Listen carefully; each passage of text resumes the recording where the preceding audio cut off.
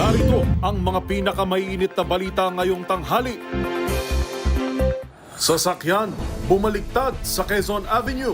Driver na umano'y working student, aminado namang nakaidlip. Ilang nagtitinda ng imported na bigas, sinita dahil sa pagbebenta ng mas mataas sa maximum suggested retail price. Donald J. Trump nanumpa na bilang ika-47 Pangulo ng Estados Unidos. Naturang bansa, umalis na sa World Health Organization. Sa MBC TV correspondents, 52 anyos na babae, kritikal matapos pagsasaksakin ng dating live-in partner nito dahil umano sa selos. Sa MBC TV Sports, dating NCAA Beach Volleyball MVP na si Cha Cunyada maglalaro sa Signal. Sa showbiz spotted, Judian Santos, Ninong Rai, Lumpia Queen na si Abby Marquez, nakasama si Chef Gordon Ramsay.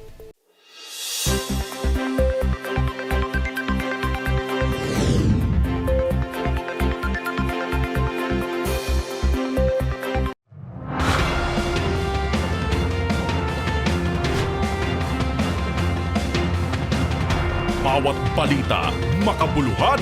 Bawat kwento, makapangyarihan. Boses ng Pilipino para sa Pilipino. Live mula sa MBC TV Studio. MBC TV Network News.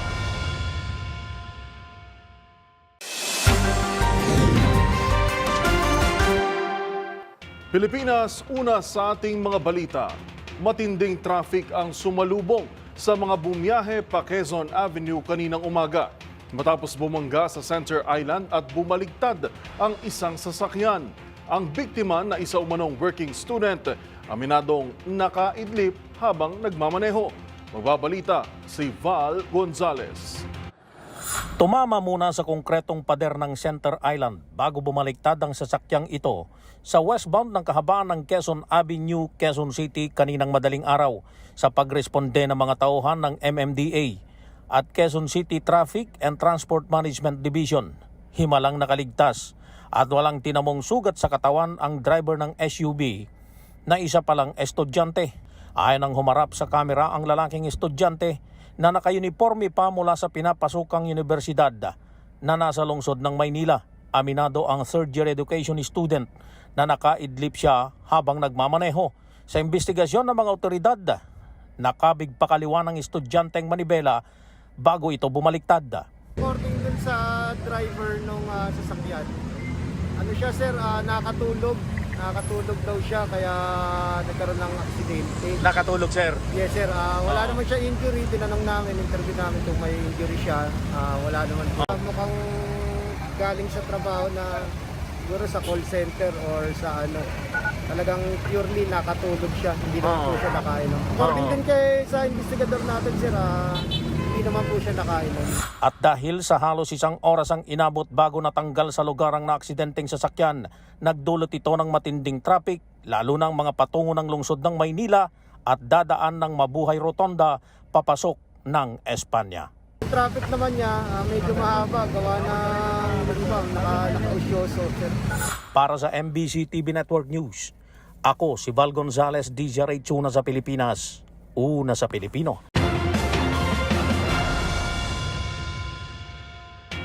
Samantala, sa joint inspection naman ng Department of Trade and Industry at Agriculture Department sa Maynila, nasita ang ilang nagtitinda ng imported na bigas na mas mataas sa maximum suggested retail price. Ang balitang yan, tinutukan ni Boy Gonzalez. Nasita ng Department of Trade and Industry o DTI at Department of Agriculture o DA ang ilang mga nagtitinda ng bigas sa Trabaho Public Market sa Sampaloc, Maynila. Ito dahil sa mataas pa rin ang presyo ng kada kilo ng imported premium well-milled rice. Sa ginawang inspeksyon, ilan sa mga may pwesto ng bigas ay nagbebenta dito ng 50 pesos hanggang 60 pesos ang kada kilo ng imported na bigas. Pero ayon kay Agriculture Assistant Secretary Genevieve Guevara, hindi dapat 50 pesos ang kada kilo nito kung saan may ipinapatupad na maximum suggested retail price sa mga imported na bigas. Kaugnay nito, handa naman umanong sumunod ang ilang mga nagtitinda ng bigas sa trabaho market na sumunod sa utos ng DTI at DA kahit na malulugi lalo na't ang kanilang mga stock ay nakuha pa noong bago magpasko. Aminado sila na mataas ang kuha ng kada kilo ng bigas sa mga supplier kung saan pinapaubos na muna nila ito. Hinikayat naman ng DTI at DA ang mamimili na tangkilikin ang 38 pesos na kada kilo ng bigas na mabibili sa kadiwa ng Pangulo, saka tiniyak naman nila na sapat ang supply ng bigas. Para sa MBC TV Network News, ito si Boy Gonzales, una sa Pilipinas, una sa Pilipino. Hindi naman kontento ang grupong Bantay Bigas sa 58 pesos per kilo na maximum suggested retail price ng imported na bigas. Sa panayam ng DZRH, kay Cathy Estavillo, ang tagapagsalita ng grupo, sinabi niyang mataas pa rin ang halaga ng bigas na ito lalo't mayroong mabibili na nasa 50 pesos hanggang 54 pesos kada kilo lang na imported na bigas sa mga pamilihan. Sabi pa ni Estavillo, todo ang pagbaba ng bigas sa world market kaya wala silang nakikitang dahilan para hindi maibaba ng hanggang 50 pesos ang kada kilo ng imported rice. Pangamba ni Estavillo, dahil sa mataas na MSRP ay posibleng mahila pa nito sa 58 pesos per kilo ang mga imported na bigas na nabili noon sa mas mababang halaga. Yung paglalagay ng suggested retail price na napakataas, tiyak hihilain niya yung iba pang mga presyo. Mataas na yung inilagay niya given na ang binabanggit ay maximum suggested retail price. Sa iba pang mga balita, tiniyak naman ng Armed Forces of the Philippines o AFP na mahigpit nitong binabantayan ang seguridad sa mga tinawag nitong critical areas, kabilang ang kampo ng militar, matapos ang pagkakaaresto kahapon ng hinihinalang espiya mula sa China. Ang pahayag ng ahensya ihahatid live ni Edniel Parosa. Edniel. Joel, siniguro ng Sintahang Lakas ng Pilipinas ang patuloy nitong paggwardya sa mga critical area ng bansa. Kasunod ito ng pagkakadiskubre sa sinasabing espiya mula China na nakakuha ng mga larawan at impormasyon ng ilang military camp dahil ng Campo Aguinaldo at Fort Bonifacio dito sa Metro Manila, ng mga EDCA site sa mga probinsya, gamit ang nasa mating mga gadget. Sa bahagi ng AFP, sinabi ng salitang si Colonel Francel Padilla na may sarili itong intelligence, surveillance at reconnaissance system. Gayun din, mas mahigpit naman ang protocol sa mga kampo. Sabi sa General Security of Military Information Agreement o GSOMIA, pag-ipagsin si Colonel Padilla. Effectively, using advanced technologies like drones and ISR systems, combined with strong public cooperation, the AFP continues to protect critical areas. Stricter protocols in camps and vital installations further ensure security aligned with the General Security of Military Information Agreement or the GSOMIA. Hinimok din ng militar ang tukto na maging aktibo sa pag-umatsyag sa mga parehong modernong hamon, lalo't hindi ito ang unang beses na may haras ng Chinese national dahil sa parehong gawain. Kahapon, sinabi ni AFP Chief of Staff General Romeo Barr Jr. Kabilang sa pinag-aaralan ay ang koneksyon ng pinangangambahang spy na nalidiskubreng underwater drone sa Pakailan. Para sa MBC TV Network News, ito si Edniel Parosa ng DZRH sa Pilipinas, una sa Pilipino. Maraming salamat, Edniel Parosa.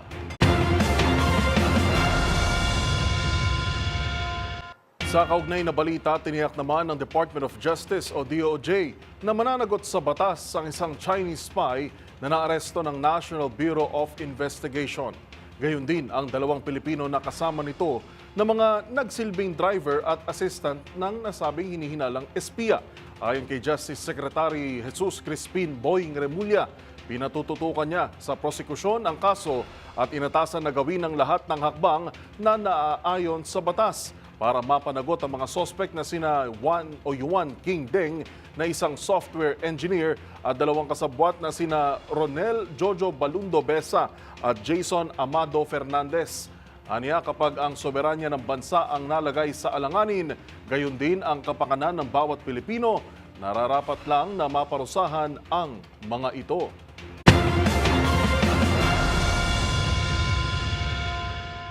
Sa iba pang balita, naselyuhan na ang muling pagbabalik ni Donald J. Trump sa White House bilang pinakabagong Pangulo ng Amerika. At kasabay nito ang ilang direktiba na magbabaliktad sa mga karapatan at pulisiyang pinagtibay ng nakalipas na administrasyon ni Joe Biden. Tinutukan niyan ni James Galange. I, Donald John Trump, do solemnly swear that I will faithfully execute that I will faithfully execute the office of President of the United States the office of President of the United States. Opisyal nang nanumpa si Donald Trump bilang bagong Pangulo ng Estados Unidos na kanya ng ikalawang termino sa pwesto. First, I will declare a national emergency at our southern border.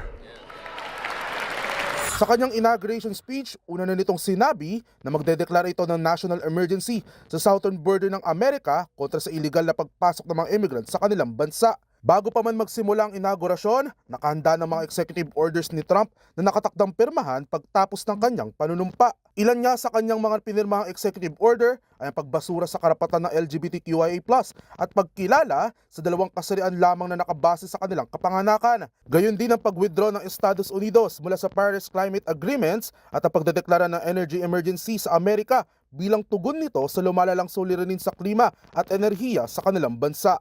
Sinabi pa ni Trump na babaguhin nito ang halos 80 polisiya na ipinutupad ni former US President Joe Biden na paniniwala nito ay walang magandang idinulot sa kanilang bansa. Samantala, hindi naman kabilang sa listahan ng mga agarang pagpapatupad ng mga bagong tarification policy sa Mexico, China at Canada na siyang idiniin ni Trump noong panahon ng kanyang pangangampanya. Sa iba pang banda, dumalo rin sa inaugurasyon ng ilang mga tech giant owners na sila Elon Musk, Mark Zuckerberg at Jeff Bezos. Para sa MBC TV Network News, ito si James Galange ng DZRH TV, una sa Pilipinas, una sa Pilipino. Sa kanyang muling pagupo sa White House, una sa mga agenda ni US President Donald Trump ay ang agarang pagkalas ng Amerika mula sa World Health Organization o WHO. Git ni Trump, maliban sa palpak ang WHO, ay pro-China rin daw ito. Ang mga detalye alamin sa ulat ni Kyle Bulyas.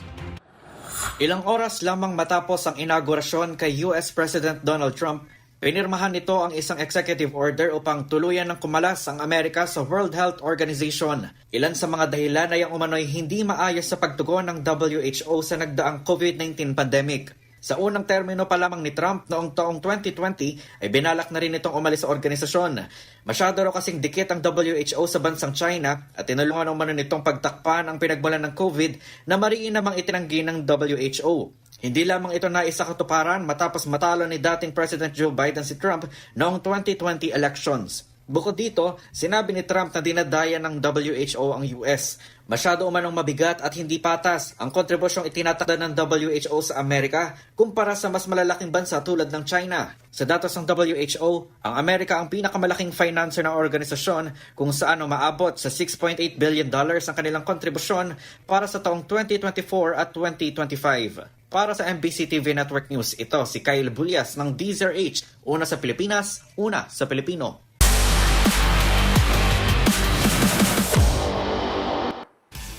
Sa mundo ng volleyball, maglalaro para sa Signal HD Spikers ang dating NCAA beach volleyball star na si Chaco Niada. Susubukan ng 5'5" outside spiker na matulungan ng team, kasunod ng pag-alis ng ilang manlalaro nito. Ang mga detalye tutukan sa report na ito. Mula sa beach volleyball, dadalhin ng dating NCAA star na si Chaco Niada ang kanyang talento sa Premier Volleyball League. Maglalaro ang 5'5" outside spiker sa Signal HD Spikers, na naging laman ng balita kamakailan dahil sa pag-alis ng ilan nitong manlalaro.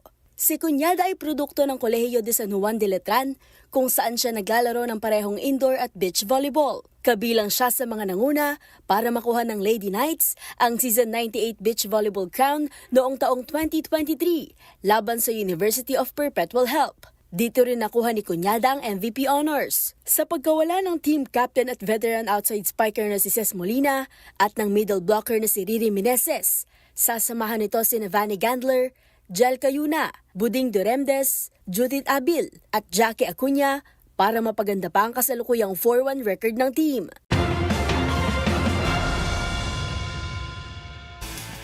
Sa aming pagbabalik, UAAP Girls Basketball magbabalik matapos ang 5 taon. Tutok lang sa MBC TV Network News.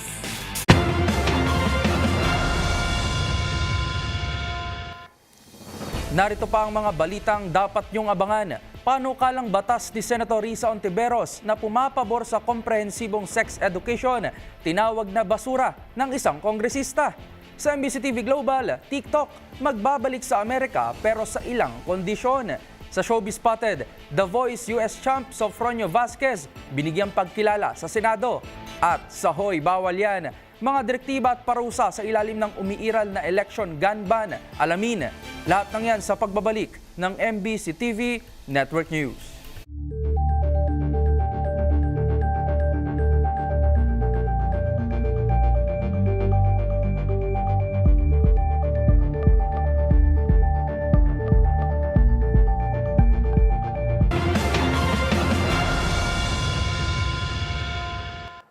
Wala pang formal na rekomendasyon ang Metropolitan Manila Development Authority o MMDA para sa panukalang iurong sa alas 7 ng umaga ang oras ng trabaho ng gobyerno sa Metro Manila.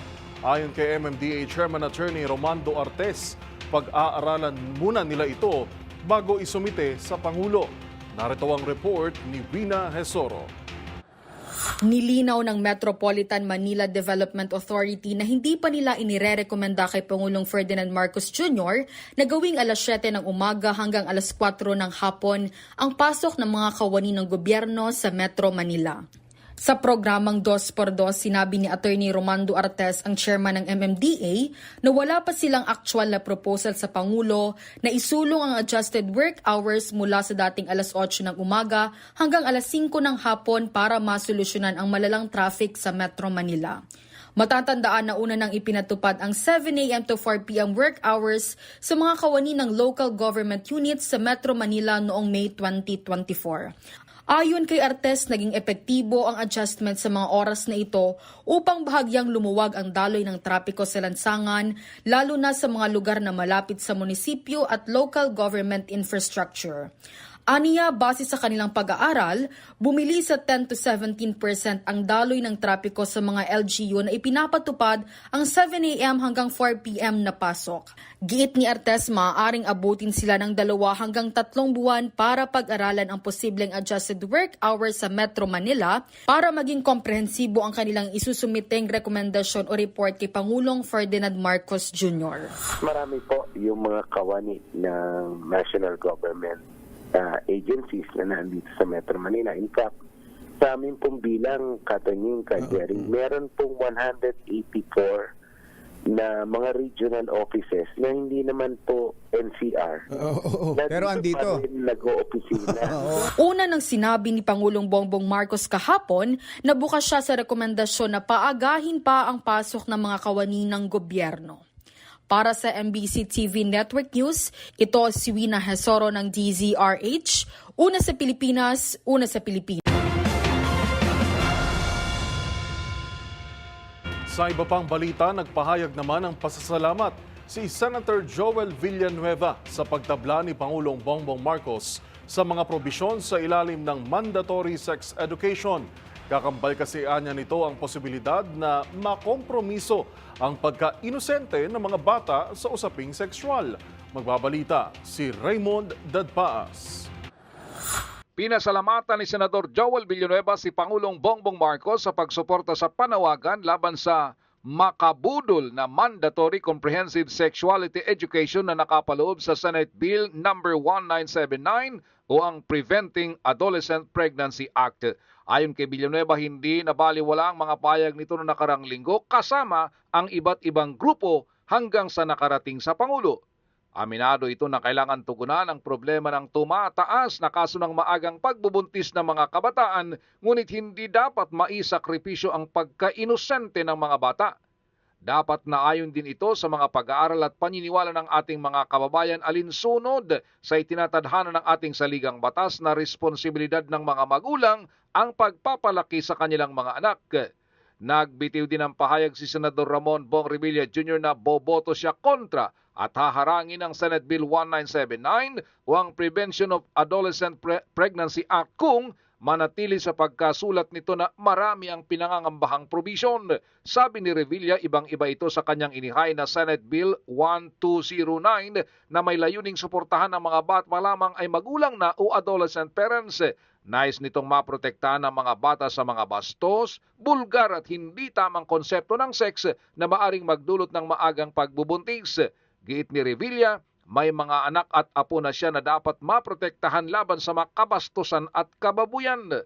Sa panig ni Senador Sherwin Gatchalian ay magsasagawa ng pagdinig ang kanyang Committee on Basic Education hinggil sa Comprehensive Sexuality Education na ipinatutupad ng Department of Education. Dito malalaman kung naayon ito sa Responsible Parenthood and Reproductive Act na nagsasabing dapat ay may age appropriate para sa reproductive health education para sa mga kabataan. Nauna nang idinepensa ni Senador Risa Hontiveros ang kanyang Senate Bill 1979 na wala umanong ibang layunin kundi protektahan ang mga kabataan laban sa maagang pagbubuntis at suportahan ang mga adolescent parents. Para sa MBC TV Network News, ito si Raymond Advance ng DZRH sa Una sa Pilipinas, Una sa Pilipino. Sa kaugnay na balita, tahasang tinawag na basura ni Manila Representative Benny Abante ang panukalang batas na Prevention of Adolescent Pregnancy Act of 2023 ni Senator Risa Hontiveros. Mungkahin ito, mas maiging repasuhin na lang ang katulad nitong panukala sa Kamara. Ang buong pahayag alamin sa report ni Milky Regunan.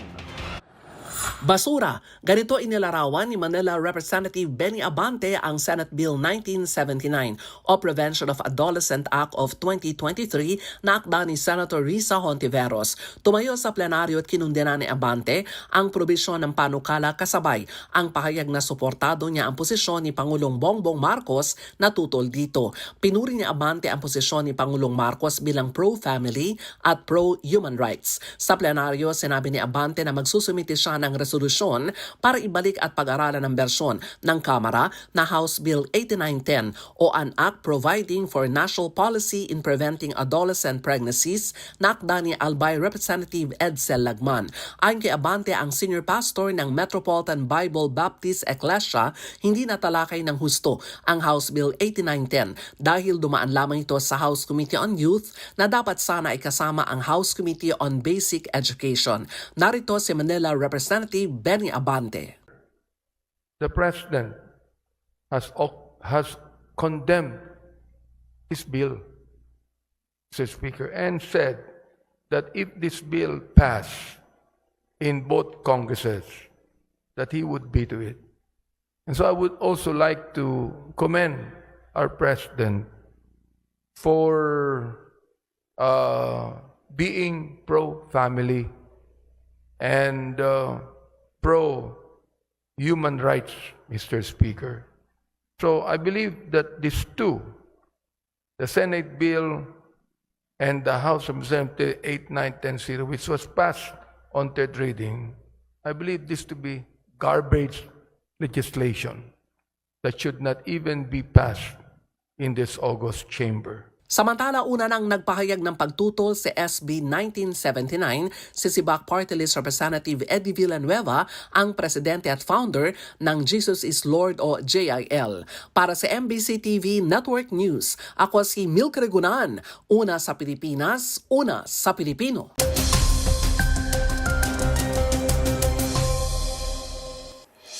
Pilipinas, 3 weather systems ang kasalukuyang nakakaapekto sa iba't ibang panig ng ating kapuluan. Hanging amihan pa rin ang umiiral at nagdadala ng malamig na temperatura sa halos buong Luzon. Makakaranas naman ng makulimlim na panahon na sinasamahan ng may hinang pag-ulan ang Cagayan Valley. Aurora at Quezon Province. Habang dito sa Metro Manila at nalalabing bahagi ng Luzon, asahan naman ang partly cloudy to cloudy skies na may isolated rains. Bunsod pa rin ng amihan. Samantala, bahagyang masungit na panahon ang posibleng maranasan ngayong araw sa bahagi ng Dinagat Islands at Surigao Provinces dahil naman sa easterlies. At dahil sa banggaan ng malamig na amihan at mainit na easterlies, dito nabubuo ang shear line na siya namang nagdadala ng thunderstorms sa northern at eastern Samar.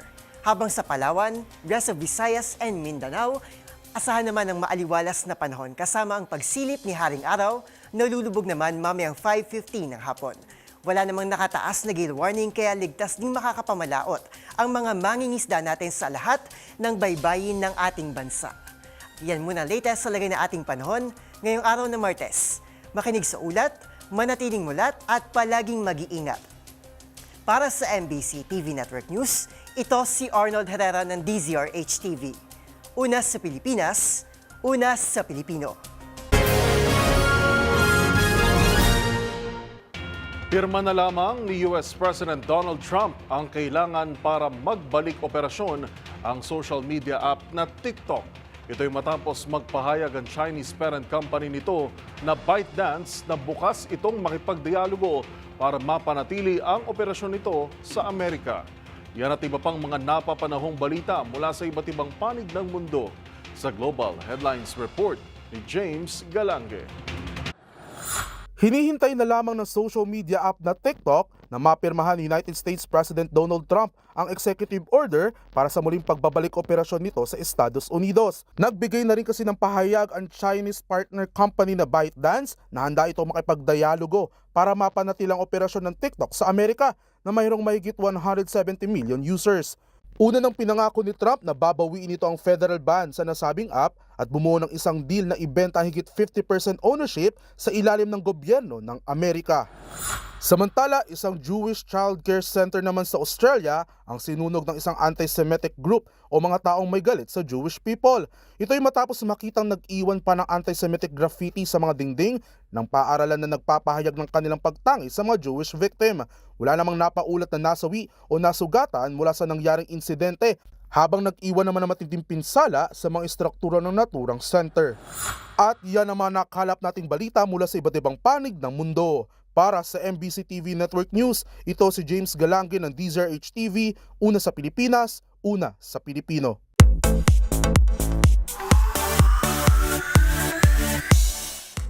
Tunay nga namang di lang basta napukaw ni The Voice US champ Sofronio Vasquez ang puso ng mga tagapakinig dahil sa kanyang magandang boses, kundi maging sa kanyang never give up attitude. At matapos ang courtesy call kay PBBM at kabilang guesting nitong mga nakalipas na araw at linggo, sa Senado naman bumisita ang mga awit. Ang iginawad na pagkilala kay Sofronio, tutukan sa report na ito. Binigyang pugay sa Senado si The Voice USA Grand Champion Sofronio Vasquez. Sa pagsisimula ng sesyon, ang 32-year-old singer na tubong Ozamis City ang umawit ng Lupang Hinirang. May mga api ang mamatay ng dahil sa'yo. Sa ilalim ng Adopted Resolution No. 238, kinilala ang historic Queenie Sofronio bilang kauna-unahang Pinoy at Asyanong nagwagi sa naturang singing competition. Muli maraming salamat at higit sa lahat, patunay ang iyong tagumpay, Sofronio, na world-class talaga ang Pinoy. Dahil sa iyo, mas tumaas pa ang respeto ng buong mundo sa mga OFWs at migranting Pilipino. Dito, inawit din ni Sofronio ang kanyang winning piece sa Season 26 ng The Voice na A Million Dreams. A million dreams for the world we're gonna make. Maraming salamat po. Mabuhay ang Pilipinas. Sa pagkilalang ito, labis naman ang pasalamat ni Sofronio sa mga senador. Magunita na noong January 8 nag-courtesy call kay Pangulong Bongbong Marcos si Sofronio Vasquez sa Malacanang.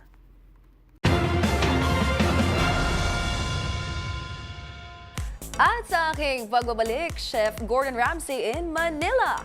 Ilang Pinoy chefs at social media personalities ang maswerteng nakasama ang international chef sa kanyang pagbisita rito sa bansa. Manatiling nakatutok dito lang sa MBC TV Network News. BRB.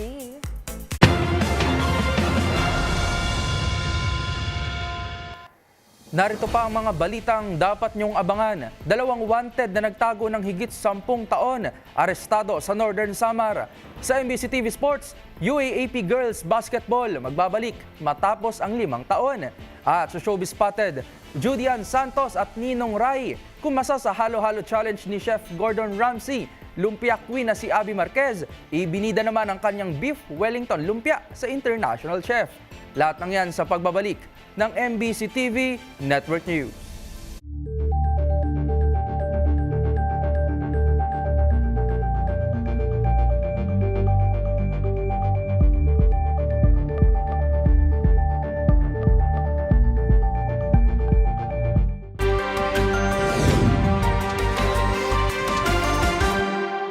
Sa pagpapatuloy ng ating balitaan, nang dahil sa matinding selos, nasa kritikal na kondisyon ngayon ang isang 52 anyos na babae matapos pagsasaksakin ng kanyang dating live-in partner. Yan at ang iba pang mga rumarapidong balita mula sa probinsya, hatid ng iba't ibang istasyon sa ilalim ng MBC Media Group. 52 anyos na ginang pinagsasaksak ng dating live-in partner sa Manawag, Pangasinan dahil sa selos, malubha ngayon sa hospital. Patuloy pang nilalapatan ng lunas ng mga doktor sa Region 1 Medical Center sa Dagupan City ang biktima na kinilalang si Leticia Pranisha, residente ng Barangay Pugaro, Manawag, matapos itong pagsasaksakin ng dati niyang live-in partner. Sa ulat ni OIC Chief of Police Major Peter Paul Sison, alas 11:15 ng gabi nakatayo ang biktima sa harapan ng gate ng kanyang kaibigan sa Barangay Pao matapos silang umantendang parte at masayang nagkukwentuhan nang biglang dumating ang suspek na si Samson Barlaan, 43 anyos, residente ng Barangay Poblasyon, Manawag. Bigla nitong niyakap mula sa likuran ng biktima at pinagsasaksak na sa iba't ibang bahagi ng katawan, saka mabilis itong tumakas sakay ng motorsiklo na minamaneho ng isang Miggy Noe, 20 anyos na residente ng lugar. Nabatid na 8 taon din na nag-live-in ang suspek at biktima at nagkaroon sila ng isang anak na lalaki na ngayon ay 12 anyos na. Para sa MBC TV Network News, ito si Freddy Fajardo, Arister Tate, una sa Pilipinas, una sa Pilipino. Balita mula sa Mindanao. Sinalakay ng mga tropa ng 34th Infantry Battalion ang bahagi ng Barangay Lower Panagkalan, Pahamudin Town, SJA Barm, matapos makatanggap ng report mula sa isang concerned citizen kaugnay sa pagsulpot ng armadong kalalakihan sa lugar. Pagdating sa nasabing lugar, sa isinagawang search and clearing operation ng 34th IB, pawang mga naiwanang baril na lamang at mga bala ang kanilang nadatnan mula sa iba't ibang lokasyon. Mabilis manong nagsitakas sa mga kalalakihang may dala ng nasabing mga armas nang matunugan ang paparating ng mga sundalo. Nasa kabuang 19 na high-powered loose firearms ang na-recover ng kasundaluhan na kinabibilangan ng M14 rifles, RPG tube, mga bala nito, M203, M16 rifles at sniper scope. Sa takot ng mga residente na baka bumalik ang mga armado, nananatiling nakamonitor ang unit ng 34th IB sa lugar. Nasa pag-iingat ng kasundaluhan ang mga nakumpiskang baril na malaking kabawasan umano na magagamit pa sa papalapit na eleksyon. Para sa MBC Network News, RH19, June Dimacutat, una sa Pilipinas, una sa Pilipino.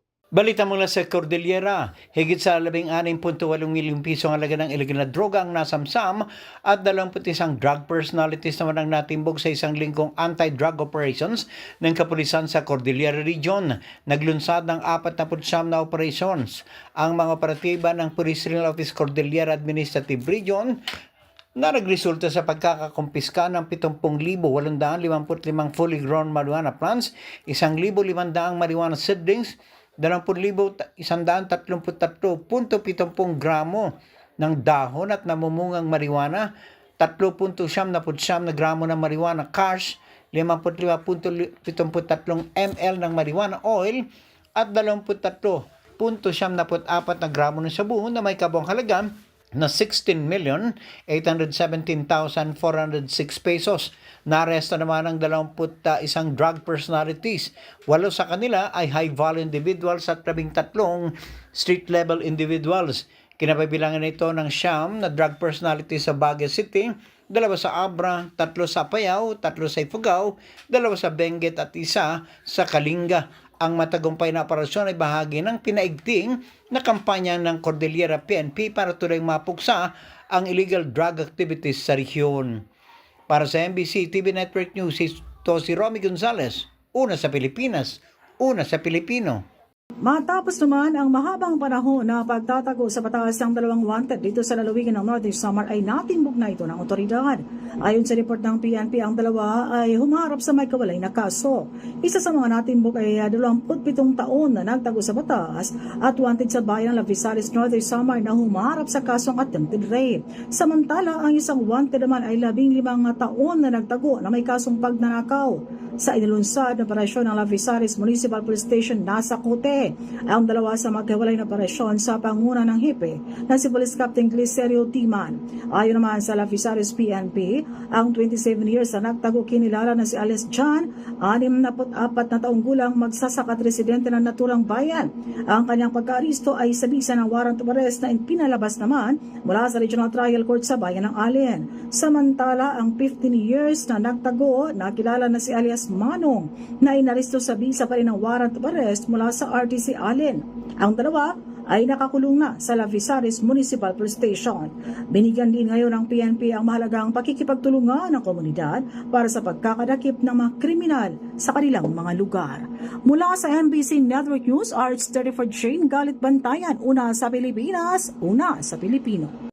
Balita mula sa Davao City. Nakapagtala ang mga otoridad ng 4 na nakumpiskang baril sa nagpapatuloy na gun ban sa Davao Region kasunod ng May 2025 elections. Ito ang sinabi ni Police Major Catherine De La Rey, ang tagapagsalita ng Police Regional Office 11 o PRO11 sa ginanap na kapihan sa Davao sa SM City Davao Ecoland kahapon, Enero 20, 2025. Alinsunod dito, ibinunyag niya na ang mga nakumpiskang baril ay nagmula sa Davao City at sa mga provincial offices ng Davao Region kung saan dalawa nakuha sa pamagitan ng bypass operations at 2 sa police operations. Nilinaw ni Police Major Catherine De La Rey na hindi ito nagmula sa checkpoint ang mga nakumpiskang baril at walang na-recover sa pamagitan nito. Sa ngayon, pinaigting pa nila ang operasyon laban sa gun ban sa Davao Region. Para sa MBC TV Network News, ito si June Suter, una sa Pilipinas, una sa Pilipino. Isa sa mga mandato ng Commission on Elections o COMELEC, kaagapay ang pulisya at iba pang ahensya ng gobyerno ay ang pagtataguyod ng kapayapaan at kaayusan sa panahon ng halalan. Kaya sa pagsisimula ng election period, nagsimula na rin ang COMELEC sa pagpapatupad ng mga hakbang tungo sa ligtas na proseso ng halalan. Isa na riyan ang nationwide election gun ban. Ano nga ba ang nilalaman nito at ano-ano ang mga parusa sa mga lalabag dito? Alamin sa report na ito. Bilang paghahanda sa 2025 national and local elections at Bangsamoro parliamentary elections, unti-unti na ngang naglalabas ang Commission on Elections o COMELEC ng mga hakbang para mapanatili ang kapayapaan at kaligtasan sa buong election period. Nagsimula na nga yan sa pagpapatupad ng nationwide gun ban na iiral mula January 12 hanggang June 11, 2025. Sang-ayon ito sa COMELEC Resolution No. 11067 sa ilalim ng Section 261Q ng Omnibus Election Code ng COMELEC. Nakasaad dito ng mga otorisadong individual lamang ang papahintulutang magdala ng armas sa loob ng mga petsyang nabanggit. Kabilang dito ang mga regular na miyembro ng Philippine National Police o PNP at Armed Forces of the Philippines o AFP. Exempted din sa gun ban ang ilang opisyal ng gobyerno, kasama na ang Pangulo, Vice Presidente, mga senador, kongresista at iba pa. Kasama rin dito ang ilang mga profesional gaya ng mga cashier o tauhan ng bangko na may hawak na malalaking halaga ng pera.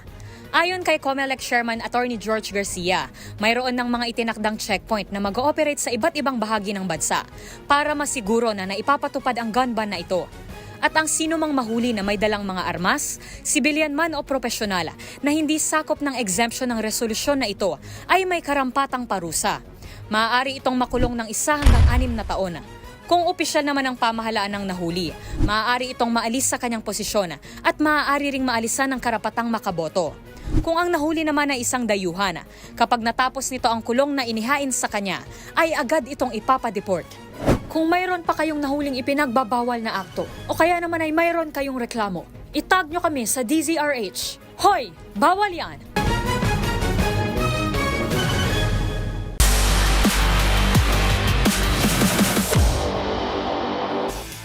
May nagbabalik sa UAAP.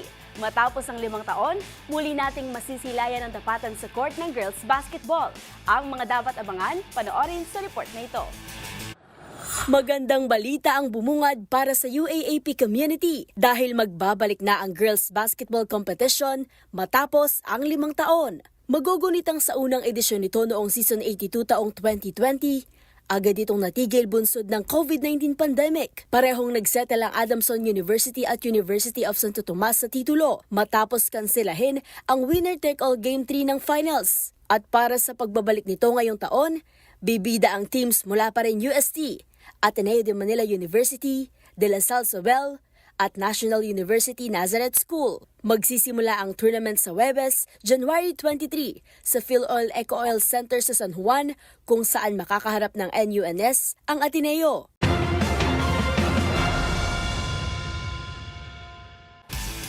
At yun ang mga latest updates sa mundo ng sports. Para sa MBC TV Network News, ito si Mili Borja ng DZRH TV, una sa Pilipinas, una sa Pilipino.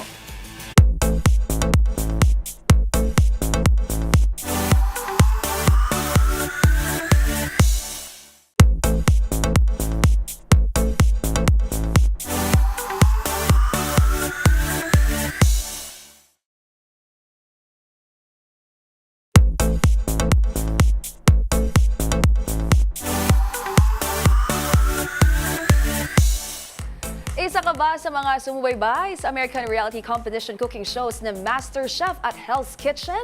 Ang celebrity chef kasing si Gordon Ramsay na napanood nating judge sa mga reality show na yan nasa Pilipinas. At ilang maswerteng chef at social media personalities ang nagkaroon ng pagkakataong mapatikim ng kanilang gawa si Chef Gordon.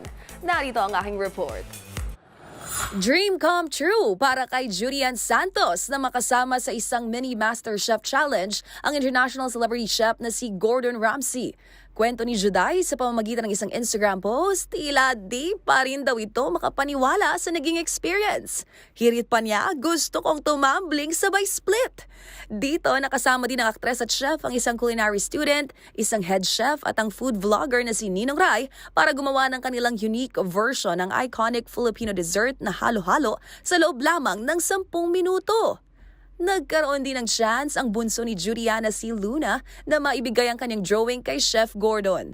Habang ang binansaganamang lumpia queen na si Abby Marquez napasabak sa isang special challenge, ang gumawa ng beef Wellington lumpia. Lumpia? Lumpia.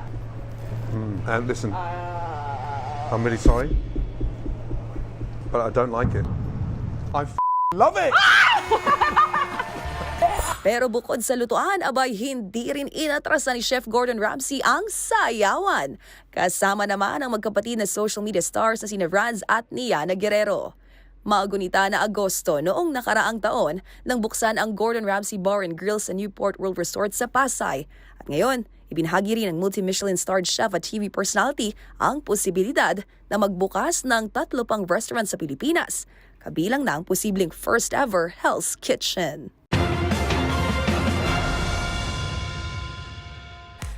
Para sa MBC TV Network News, ito pang ng Showbiz Angel ng DZRH TV. Una sa Pilipinas, una sa Pilipino. Balik sa'yo, Yuel. Maraming salamat, Showbiz Angel. At iyan po mga balitang aming nakalap ngayong araw ng Martes. Sa ngalan ni Karen Oyong, ito si Yuel Reyes. Magkita-kita tayo muli bukas araw ng Miyerkules para sa mga balitang makabuluhan, mga kwentong makapangyarihan. Hatid pa rin ang boses ng Pilipino para sa Pilipino. Ito ang MBC TV Network News. Una sa Pilipinas, una sa Pilipino.